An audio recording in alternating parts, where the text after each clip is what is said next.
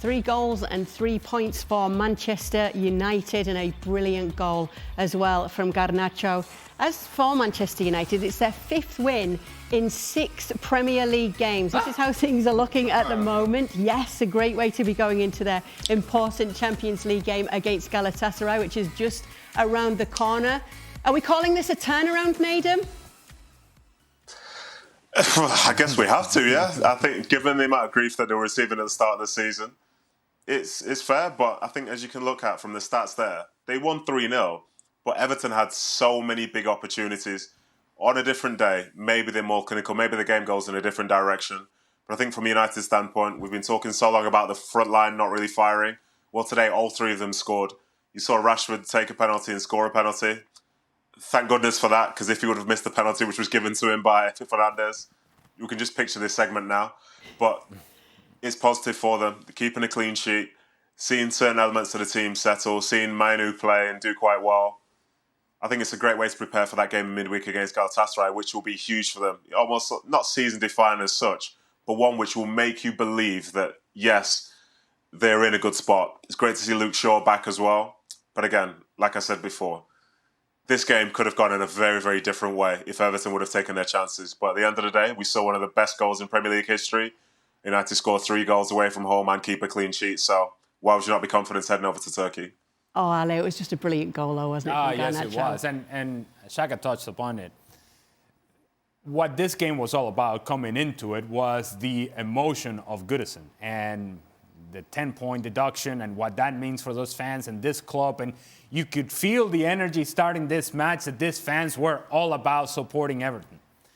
And then the goal happens, and it's almost as if the whole stadium just went, just shh, because they couldn't believe what had just happened. And that emotion then was gone to the point to where Everton now has to manufacture excitement in the game and has to manufacture chances. And yes, to the point that Nedum was making, they did create some chances, but you don't put those away. And now all that doubt that you have as a club starts creeping into the way that you play and how you take advantage of the opportunities. But in terms of the goal itself, it's not only the quality of the goal, it's the moment in the goal itself, who's scoring the goal. I have to say, personally, I've had my issues with Alejandro Garnacho going back to the Copenhagen game in which they ended up losing the match, and he's shushing the crowd when he didn't even take the penalty. It was Bruno Fernandes that took it. And I'm like, this kid, driving me crazy. Hasn't done anything in the game. He's shushing the crowd when he didn't even take on the responsibility. Well, you've done something now. You've done something now, Alejandro Garnacho. You can shush whoever you want to. And Bruno Fernandes, who usually takes the penalty, says to Marcus Rashford, you can take it. He ends a goal drought. Is that a captain's move for you, Shaka?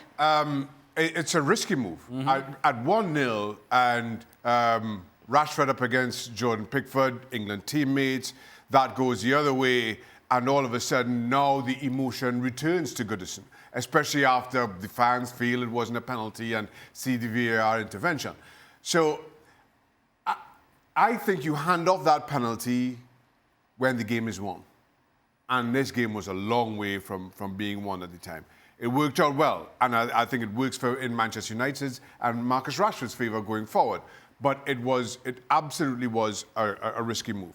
But again, as I say, one that worked in their favour in a way, and again, in a time that everything seems to. I spoke about Villa kind of flying under the radar. For all the criticism I have levied at Manchester United, they're 2 points behind Spurs. Mm-hmm. And how do we get here? I have no idea. Maybe you should keep criticising them. They'll be happy. I just walked through a door in the twilight zone, and all of a sudden, Manchester United are in conversations. I'm not sure when or how that happened. Yeah, well, let's talk a little bit more about 2 players that you did mention, if we can, Nedum, in Luke Shaw and Kobbie Mainoo as well, who stood out today. I think considering he's been out for a little while, he looked very confident in there. Defensively, he was very good. And in attack, he was always a threat as well. He's somebody that's very composed. And I think he definitely helps out Garnacho, helps out Lindelof to the side of him. And, it wasn't a Man United like vintage defensive performance. But I think from a one-on-one level, it's very hard to get around. But then he offers something in attack.